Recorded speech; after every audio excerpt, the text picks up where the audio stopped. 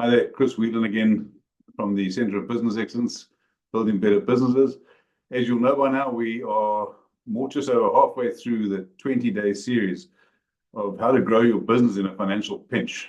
As you know, this has come from engagement with a number of businesses around the region, around New Zealand, and people are saying, look, things are tough. And so what I'm trying to do is to give you 20 quivers or 20 arrows, sorry, to put in your quiver, some of which will apply to you, some of which might not. And if they don't, fine, move on. If they do, use them. And these are basically things you can use in your business, 20 different areas, one per day, so that you can use them in your business and make sure that you're actually not just trying to get by, but you're actually looking at ways to thrive.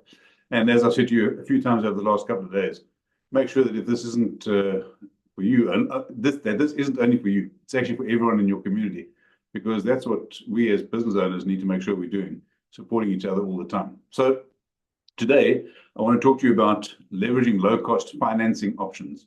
Leveraging low-cost financing options, right? There's possibly three big areas that you want to look at. One, make sure that you research what grants and assistance is available to you, because there are opportunities out there, whether it be from banks or whether it be from central government. You might find that your local economic development agency also has grants, depending on what stage of business you're in.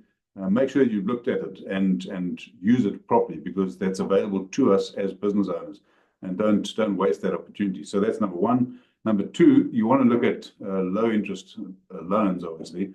Don't go and spend a whole bunch of money on financing, but look at that strategically, because you want to make sure you get the best and most favorable terms. And then number three, absolutely essential, make sure that you negotiate better payment terms with your vendors. A lot of people that I've seen over the last while have got significantly poor payment terms. And by looking at that and by renegotiating those, you can save yourself a whole bunch of money. So very important. Okay, so each of these videos, I'm giving you 5 strategies. Those are the 3 sort of high-level areas. I'm going to give you 5 strategies to look at as well. Number 1, I've said research available options. Do that as the first priority. Make sure that you know what's out there so that you can identify the loans. You can see the loans or grants or whatever they might be. You can see what financial assistance is available to you. If you don't know what's out there, you have no way of applying, no way of thinking about things differently. So that's the first point. Check the eligibility criteria, because sometimes they do change. Right? Make sure, if they apply to you, make sure you're aware of it, so that when things happen, you can take advantage of it. And there might be different programs that different organizations have. So again, economic development agencies will be looking to boost local economic development. If that applies to you, make sure you're aware of it and have someone in your team, or do it yourself, but make sure you build a relationship with the EDAs, so that if things change, they contact you because you're top of mind. So that's number 1. Number 2, actually go ahead and apply for the relevant programs. Once you've got the information, you've got all the documentation available to you, you know what's out there, follow up on applications. I was chatting with folks this morning, and one of the key things that so many people forget to do is that they fire off an application, or they, even in a slightly different context, they might fire off a quote or something, but then they forget to follow up. You must make sure once you've done the research, you've done the application, that you actually follow up, because people don't, the EDA isn't necessarily thinking about you all the time. So if you don't follow up, you forget, or they forget, sorry. The other point is, I've said already about financing options, making sure that terms are favorable to you. Don't go and grab the first thing you could. Make sure that you're looking at what options are available and evaluate them one against the other. If you need to, put them down in a spreadsheet and figure that out. This is, I suppose, business 101 stuff, really. And you absolutely want to make sure, if you get your accountant alongside, or get a business advisor alongside, someone who understands the numbers well, so that you can actually see what each financing option is doing in the short term, but also what impact it will have over the long term.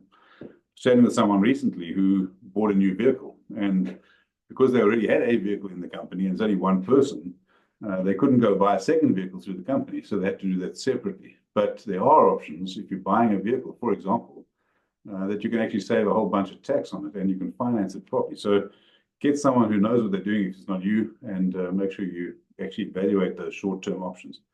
Number 4, and I've said this already, vendor payment terms, absolutely crucial. If you can extend your payment terms and make sure that they are, it's a longer time to pay, and make sure that you're not paying stupid amounts of interest, that's going to help you. I think that's point number one. The other point is you want to make sure your cash flow, because in small businesses, you know this as well as I do, small business cash flow is, excuse me, cash flow is king. And so on the one hand, make sure that you extend your payment terms with the vendors. If you flip that around with your debtors, make sure you bring those payment terms shorter, which is perhaps a little bit sneaky, but very important, because that improves your cash flow, and that's what we're here to do. We're here to make sure that your business thrives. And then the final point is to utilize your funds for high impact investments. If you've gone to the effort of doing the research, you've gone to the effort of applying for a grant or a loan, you've selected the different terms. You then don't want to put them, borrow the money and just go and put it, into something that's not high impact. At the end of the day, don't forget, this is money that you're going to have to pay for. Yes, it's low interest loans, but it is still money that you're paying for. So make sure that you deploy that resource that you've now got to the highest return, right? And that's absolutely vital. I think if you do that well, you extend your payment terms, you do all the things we've just spoken about, you're in a better position. You've got a bit of an extra armory. I remember at the beginning of the pandemic, people say, well, what do we do? And of course, the reality is, you really want to be doing this ahead of time so that if things get tough, you've got access to finance. Far better to have access to it and not need it than need it and not have access to it. That makes sense?